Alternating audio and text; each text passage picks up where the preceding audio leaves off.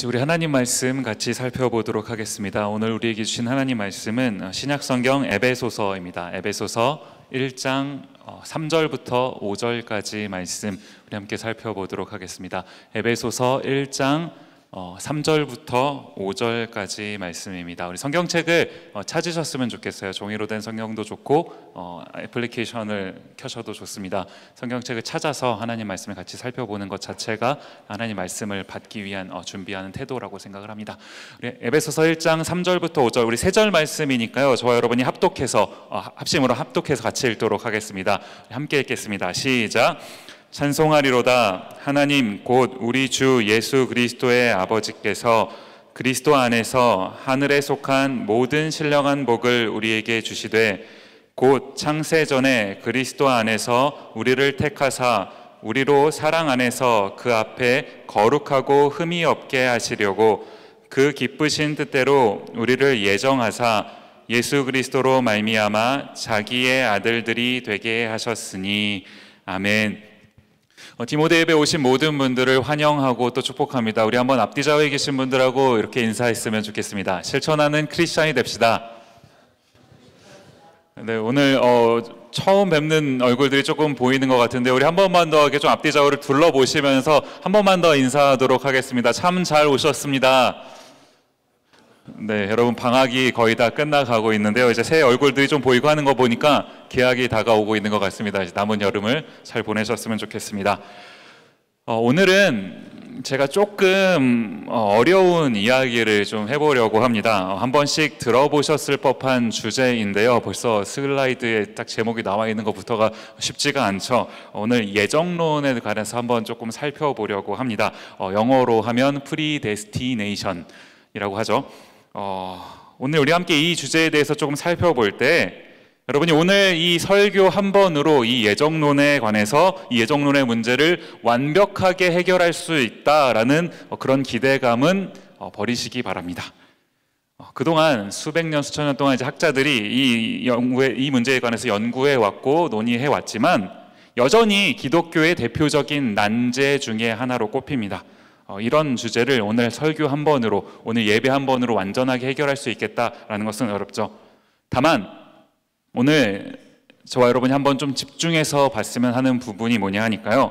이 예정론이 무엇인지 그것도 참 중요하지만 우리에게 더 요청되는 것은 이 예정론을 대하는 우리의 자세가 어떠해야 하는지 오늘 이 부분을 함께 여러분과 좀 나눠보고자 하는 겁니다. 오늘 이것을 함께 살펴볼 때 하나님께서 우리에게 알려주시고자 하는 그것이 무엇인지를 깨달을 수 있는 오늘 그 시간이 되었으면 좋겠습니다. 여러분 예정이 무엇인가요? 예정론 할 때 이제 이 예정이라는 건데 성경에서 말하는 기독교 교리에서 말하는 이 예정이라고 하는 것은 하나님께서 구원받을 사람과 구원받지 못할 사람을 미리 정하셨다라는 것을 말하는 것 아니겠습니까? 로마서 9장 11절 말씀에 보면 이런 말씀이 있습니다. 그 자식들이 아직 나지도 아니하고 무슨 선이나 악을 행하지 아니한 때에 택하심을 따라 되는 하나님의 뜻이 행위로 말미암지 않고 오직 부르시는 이로 말미암아 서게 하려 하사. 여기 보시면 아직 태어나기도 전에요. 어떤 사람이 태어나기도 전에 하나님께서 그 하나님의 뜻대로 그 사람을 선택하셨다라는 것 아닙니까? 이것을 이제 예정이라고 부른다라는 겁니다. 이제 이런 예정론을 대하면 어떤 사람들은 이제 이 예정론을 접할 때 이런 질문을 합니다. 어차피 예정되어 있다면 막 살아도 구원받는 것 아닙니까? 또 반대의 그분은 이렇게 얘기를 하죠. 어차피 예정되어 있지 않다면 지금 우리가 이렇게 나와서 예배도 드리고 신앙생활을 해야 될 이유가 없는 것 아닙니까? 이 질문을 들으시면 여러분은 어떤 생각을 하십니까? 우리 이따가 성경 공부 시간에도 이 질문에 대해서 다시 한번 생각을 해볼 텐데 한번 생각해 보십시오. 어차피 예정되어 있다면 혹은 어차피 예정되어 있지 않다면 이라고 하는 이 질문에 대해서 여러분은 어떤 생각을 가지고 계시나요? 제가 이제 30년 신앙생활을 하면서 평생 제가 신앙생활을 했는데 모태신앙인데요. 30몇 년 이제 신앙생활을 하면서 또 목회자로 살아오면서 참 많이 들었던 질문들이거든요. 제가 설교를 준비하면서 이 부분에 대해서 한 번 더 고민해 보면서 무슨 생각이 들었냐 하니까요. 우리가 예정이라는 것을 대할 때 정말로 이런 질문들을 던질 수밖에 없는 것인가? 하나님께서 정말 우리에게 예정론을 알게 하시면서 이런 것을 원하신 걸까? 이런 반응을 원하신 걸까? 이런 생각을 해보게 되더라는 거예요. 성경은 분명히 이 예정에 대해서 얘기를 합니다. 오늘 우리가 이 본문도 그렇고 아까 전에 읽었던 본문도 그렇고 대놓고 예정했다라고 말씀하시죠. 하나님은 절대적인 주권을 가지신 분이시기 때문에 그 절대적인 주권에 따라서 구원받을 사람을 예정하셨습니다. 여기서 한 가지 질문이 생기는 것 아니겠습니까? 누가 예정받았는지를 어떻게 압니까? 라는 질문이요.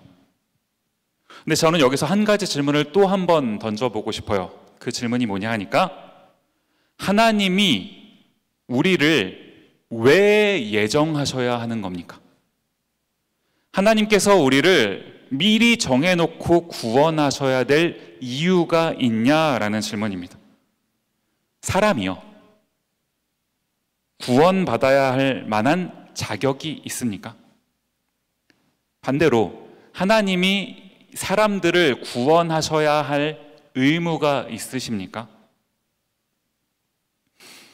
제가 이제 이 예정론에 대해서 쭉 살펴보고 사람들과 이야기를 나눌 때마다 항상 듣는 이야기 중에 하나가 뭐냐면요, 공정하지 않다라는 거예요. 이 예정론은 공정하지 않다. 왜 하나님이 공정하신 분이시라면 누구는 선택하고 누구는 선택하지 않냐라는 거예요. 그럼 공정하지 않다라는 겁니다. 그 기준이 뭐 명확하면 좀 뭐 이해하겠는데 그게 그냥 하나님의 뜻이라고만 하고 뭐 설명을 안 하니까 이게 이제 공정하지 않다 뭐 이렇게 얘기를 하는 것 아니겠습니까? 여러분 혹시 아시나요? 하나님이 어떤 기준으로 사람을 선택하고 또 어떤 기준으로 사람을 선택하지 않으시는지 혹시 아십니까? 답은 모릅니다. 알 수가 없는 부분이죠. 그런데 우리가 분명히 알고 기억해야 될 부분이 하나 있습니다.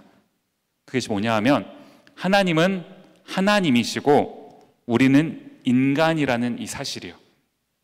이게 무슨 말입니까? 우리가 만약에 하나님의 뜻을 다 알 수 있다면 하나님께서 마음에 품고 계시는 그 작정, 그 계획하심을 우리가 다 알 수 있다면 두 가지겠죠. 하나님이 아니시거나 아니면 우리가 하나님이거나. 무슨 말인지 이해가 가십니까? 우리는 인간이고 하나님은 하나님이시기 때문에 우리는 하나님의 뜻을 온전히 다 알 수 없다라는 겁니다. 근데 우리가 성경을 통해서 알게 되는 사실이 이제 한 가지가 있는데요. 우리가 공정이라는 말을 이제 종종 이 예정론을 대할 때 하게 되는데 정말 그 의미를 우리가 알고 하는 말인가라는 질문을 던져보는 겁니다.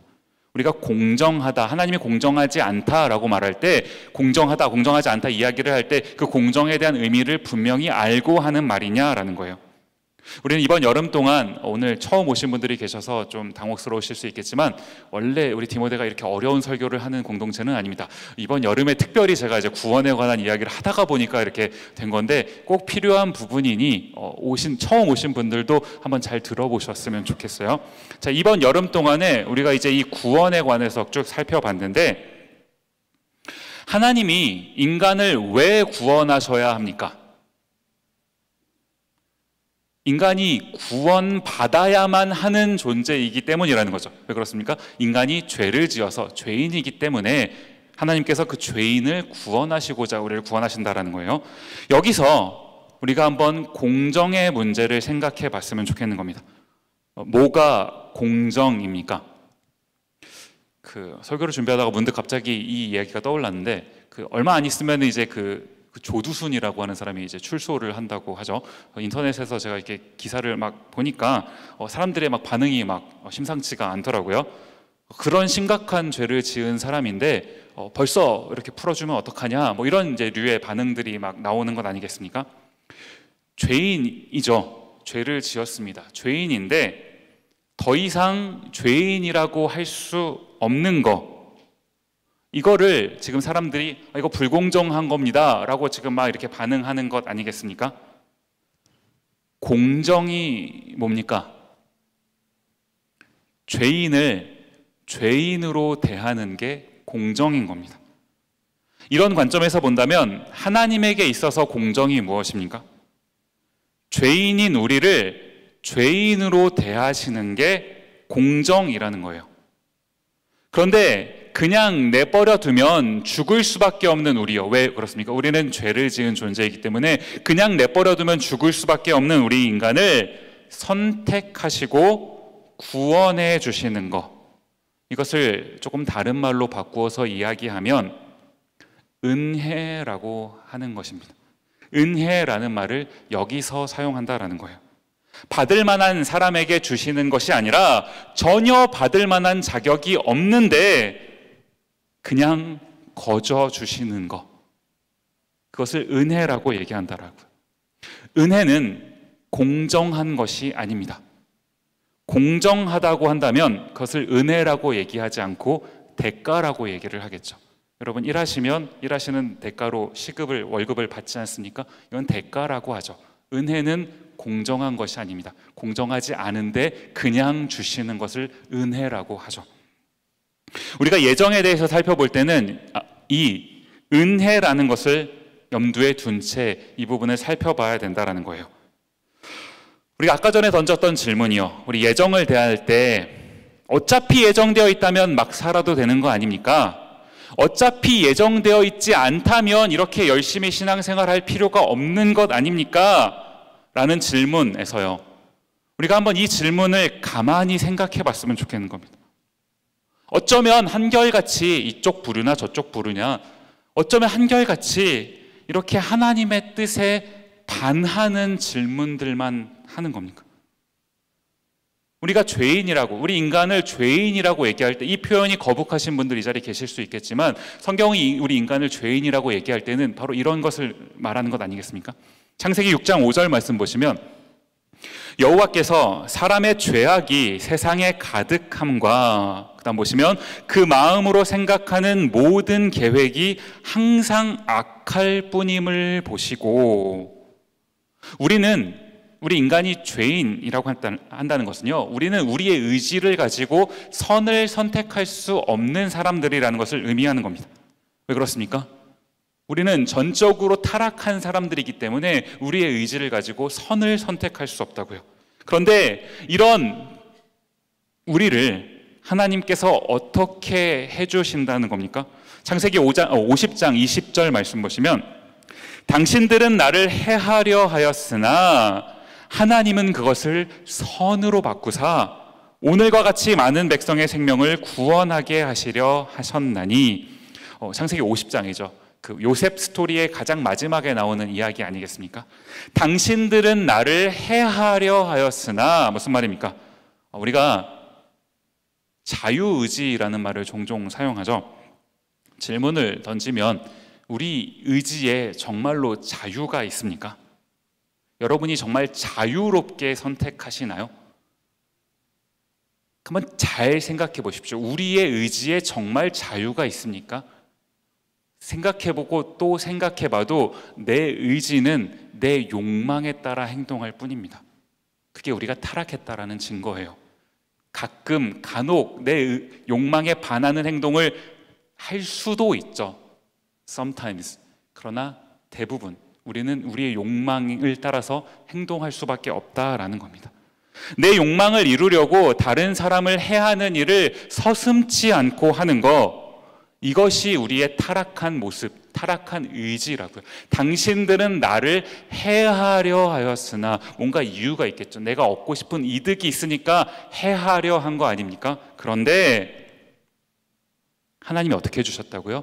그것을 선으로 바꾸사, 이것이 하나님의 절대적인 주권이라는 겁니다. 하나님의 은혜라고요.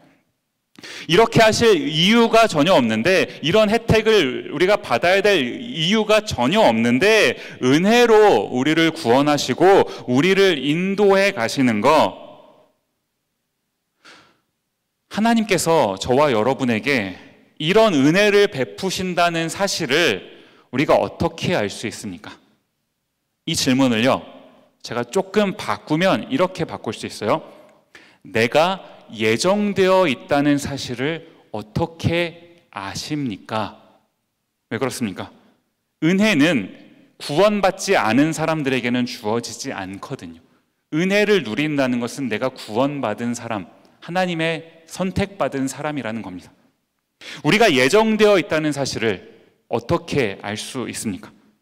제가 오늘 사도행전이라는 책의 내용을 소개해 드리면서 이 부분을 좀 살펴봤으면 좋겠는데, 예정이 무엇인지 이것도 중요하지만 이 예정을 대하는, 이 예정론을 대하는 우리의 태도가 어떠해야 되는지를 이 부분을 통해서 좀 우리가 한번 생각해 봤으면 좋겠습니다.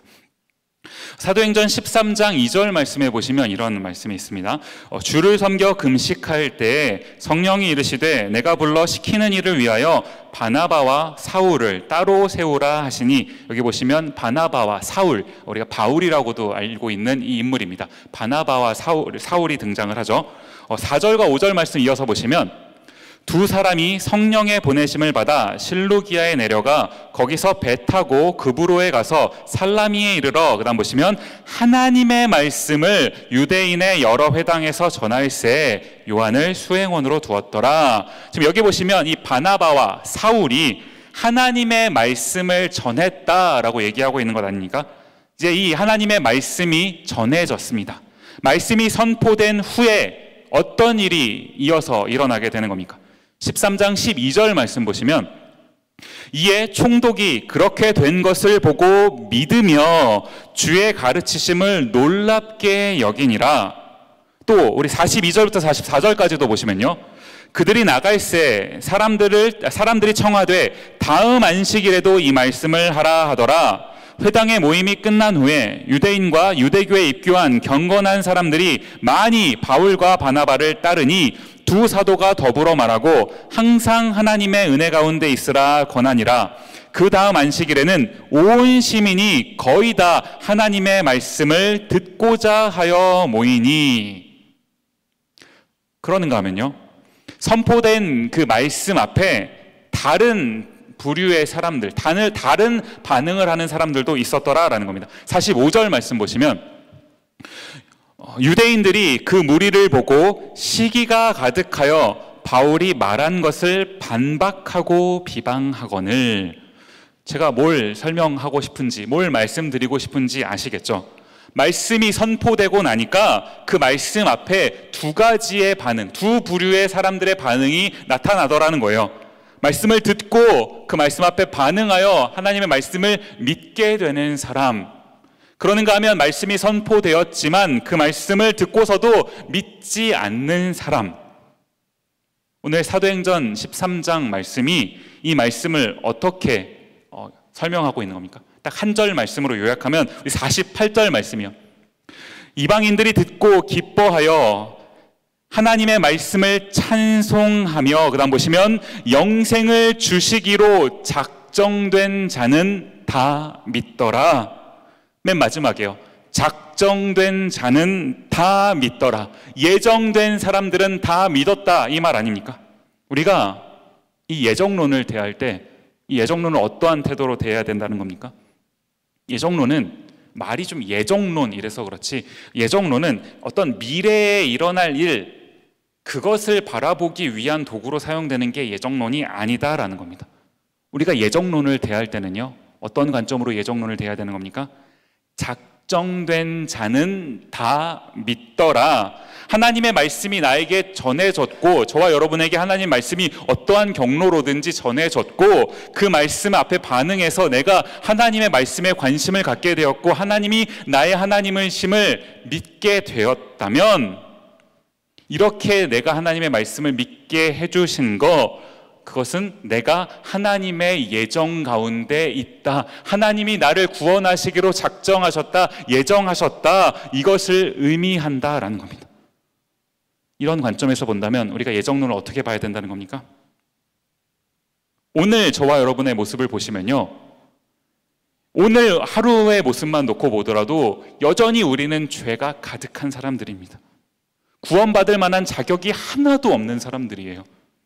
그런데 이런 나를 선택해 주시고 구원해 주시는 그 하나님이에요. 그 하나님에 대한, 그 하나님의 은혜에 대한 감격, 나는 이렇게 자격이 없는데 하나님이 도대체 나를 왜 선택해 주셨을까? 그 하나님의 사랑이 정말 놀랍구나, 하나님의 그 은혜가 정말 크시구나 하면서 그 앞에 누리게 되는 감격이요, 이것이 우리가 예정론을 대해야 되는 태도라는 겁니다. 더불어서 우리가 오늘 한 가지 더 살펴보고 싶은 게 뭐냐 하니까 우린 여전히 죄인이거든요. 저와 여러분이 죄인입니다. 죄가 없다고 함부로 말하지 마십시오. 오늘 하루만 놓고 보더라도 우리가 완벽하게 살지 않지 않았습니까? 우리는 여전히 죄인이죠.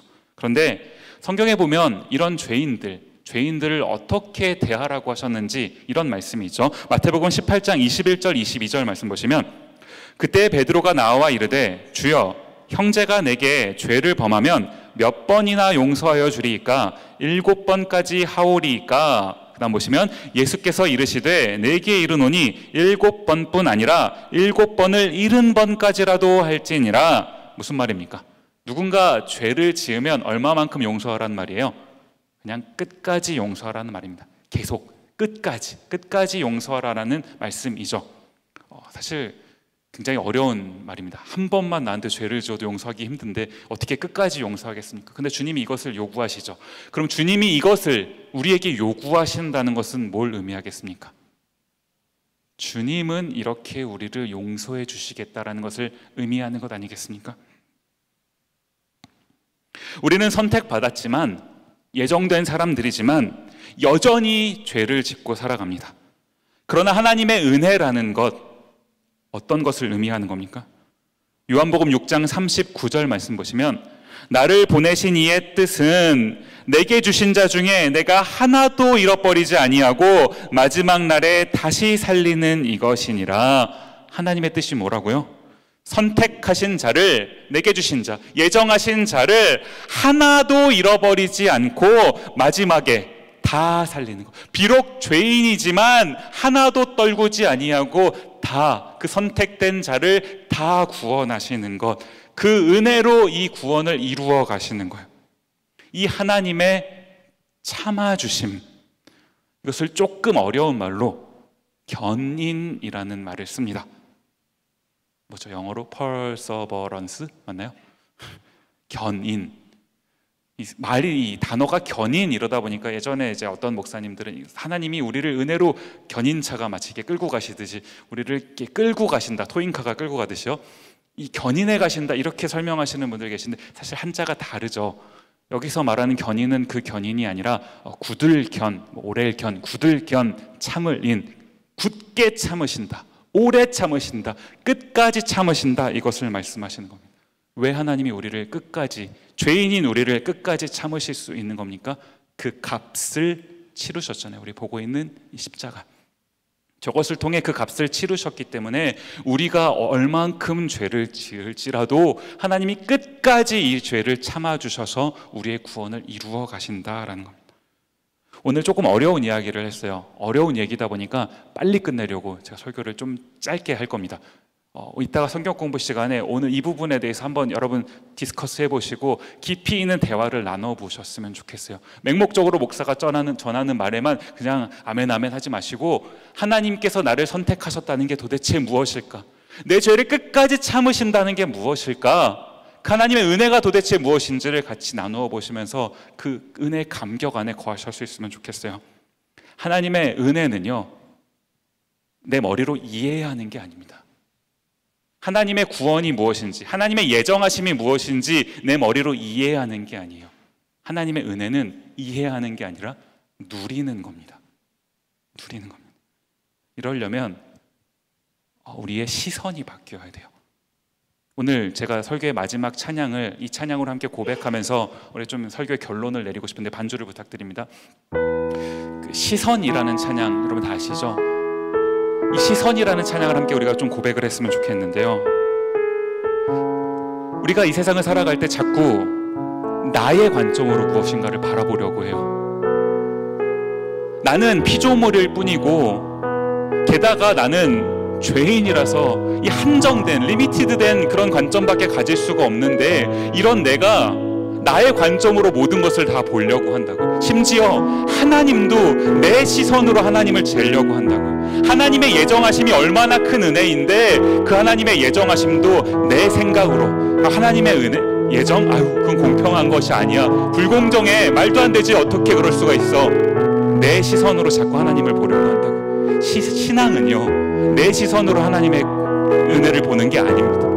내 시선이 제한되어 있고 타락되어 있다는 사실을 인정하고, 하나님, 내가 아니라 하나님의 관점으로 내가 이것을 볼 수 있게 없어서, 하나님 영적인 영안을 열어주셔서 내가 하나님의 뜻이 무엇인지를 발견하게 없어서, 그 가운데서 하나님께서 나를 향한, 나에게 허락하시는 그 참된 은혜가 무엇인지를 깊이 있게 깨닫게 없어서, 이것을 고백하는 게 신앙인 겁니다.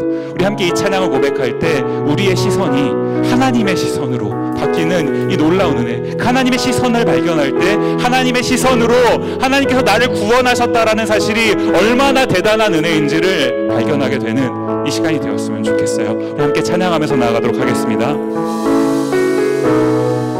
함께 고백합니다. 내게로부터 눈을 들어, 내게로부터 눈, 주를 보기 시작할 때 주의 일을 보겠네, 주의 일을 보겠네. 내 작은 마음 돌이키사, 내 작은 마음도 하늘에 꿈꾸게 하네.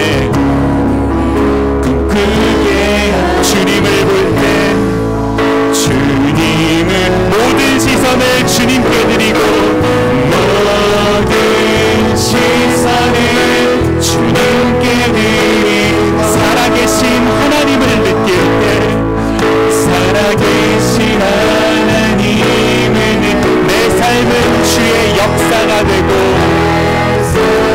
내 주의 역사가, 하나님이 일하기 시작하네. 하나님이, 우리 1절로 한 번 더 찬양합니다. 내게로부터 눈을 들어, 내게로부터 주를 보기 시작할 때, 뭘 볼 수 있다고요? 주의 일을 보겠네. 내 작은 마음 돌이키사, 내 작은 마음 하늘에 꿈꾸게 하네. 주님을 볼 때, 주님을, 모든 시선을, 모든 시선을 주님께 드리고, 살아계신 하나님을 느낄 때, 살아계신 하나님을 느낄 때, 내 삶은 주의 역사가, 하나님을 일하기 시작하네. 하나님이 일하기 시작.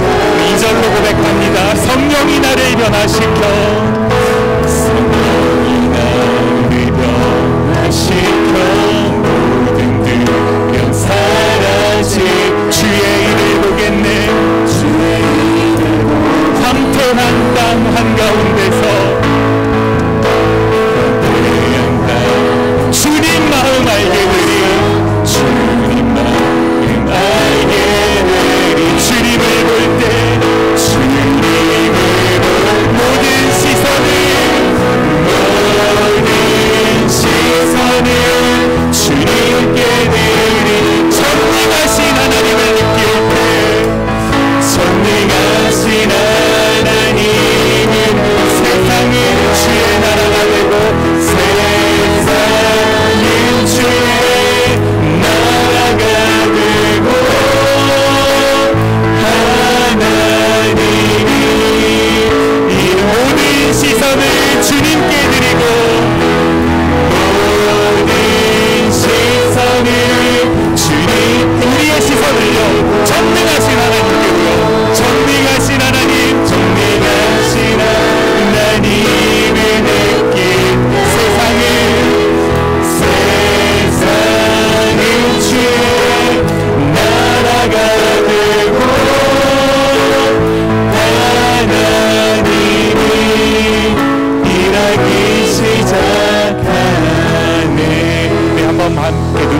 주시고 반주를 들으시면서 잠시 한번 기도하는 시간 가졌으면 좋겠습니다. 아무리 생각하고 또 생각해봐도요, 저는 구원받을 자격이 없는 사람입니다. 오늘 하루만 놓고 봐도 이렇게 많은 죄를 짓고 살았는데, 이렇게 부족한데 우리가 어떻게 구원을 논할 수 있겠습니까? 내가 봐도 이러한데 하늘 하나님이 나를 보시면 어떠한 생각을 가지고 계시겠어요? 그런데 그 하나님이 이런 우리를 그냥 내버려 두지 않으시고 예정하셨다고요. 저와 여러분을 택하셨다고요. 그 의지를 가지고 선택하셔서 그 구원을 이루어 가신다고요. 그냥 한번 시도하다가 적당히 하다가 안 되면 포기하시는 그것이 아니라요, 끝까지 참으셔서 그 예정하신 구원을 이루어 가신다고요. 그게 하나님의 은혜입니다. 하나님의 사랑이에요. 저와 여러분이 그 하나님의 이러한 사랑에 반응해서 오늘 이 예배 자리 가운데 나온 것 아닙니까? 우리 한번 하나님께 기도하실 때, 하나님, 내가 그 하나님의 사랑을 깊이 느끼길 원합니다. 자꾸 나의 어떤 인간적인 생각이 하나님의 생각보다 앞서서 자꾸 나의 어떠함으로 하나님의 것을 판단하려고 하는데, 하나님, 나의 이런 죄악된 죄, 하나님 이 부족한 이것들을 가려주시고 내가 오직 하나님의 뜻을 발견할 수 있게 없어서, 느낄 수 있게 없어서, 경험할 수 있게 없어서, 그 하나님의 은혜가 얼마나 큰지 그 은혜 가운데 감격할 수 있게 없어서, 하나님의 그 은혜를 구하면서 한번 기도하며 나아갔으면 좋겠습니다. 함께 기도하시겠습니다. 고마우신 아버지 하나님, 우리가 하나님의 은혜 가운데 그 부르심을 받아 오늘 이 자리 가운데 나왔습니다. 자격이 하나도 없는 사람들인데 하나님이 우리를 너무나 사랑하셔서 그 사랑으로 우리를 선택하셨고, 오늘 우리 이 자리까지 인도하셨고, 또 앞으로도 인도해 가실 것입니다. 그 하나님의 예정과 그 하나님의 견인, 아버지 하나님, 놀라운 하나님의 은혜 가운데 감격하며 나아갈 수 있는 우리가 되게 하여 주시옵소서. 우리를 이처럼 사랑하시는 하나님, 그 하나님의 사랑 가운데 반응할 수 있는 우리가 모두 되게 하여 주시옵소서. 하나님이 우리를 얼마나 사랑하시는지를 느끼고 깨달을 수 있게 하여 주시옵소서. 아버지 하나님, 오늘도 말씀이 전포되었습니다. 이 말씀 앞에 하나님 반응하여서 하나님을 믿게 되는 하나님의 은혜 가운데 거할 수 있는 아버지 하나님 그 놀라운 이 아버지 하나님 역사가 오늘 이 밤에도 있기를 원합니다. 주여, 은혜 가운데 우리를 부르시옵소서. 아버지 하나님, 우리가 주님의 말씀 앞에 반응하여서 주님 앞에 나아갈 수 있는 저희 모두가 되게 하여 주옵소서. 아버지 하나님, 하나님의 은혜를 구합니다. 하나님의 역사를 구합니다. 고마우신 아버지 하나님, 감사합니다. 하나님께서 창세 전에 우리를 선택하셔서 오늘에까지 인도하시고 또 끝날까지 우리를 인도하실 거라는 하나님의 예정하심과 하나님의 견인, 주님이 놀라운 은혜의 말씀을 우리가 함께 살펴보았습니다. 우리가 이 은혜 가운데 거하고 있다는 사실을 자주 망각하고 살아갑니다. 하나님, 오늘 이 은혜를 다시 한번 경험케 하여 주셔서 우리가 하나님의 그 놀라운 은혜 가운데 살아가는 사람임을 기억하게 하시고, 하나님이 우리를 얼마나 사랑하시는지를 느끼며 살아가는 저희 모두 되게 하여 주옵소서. 그 하나님을 나의 하나님으로 모시며 살아가는 우리 모든 디모데 지체들 될 수 있도록 주여 은혜 가운데 함께하여 주옵소서. 감사드리옵고 예수님 이름으로 기도드립니다. 아멘.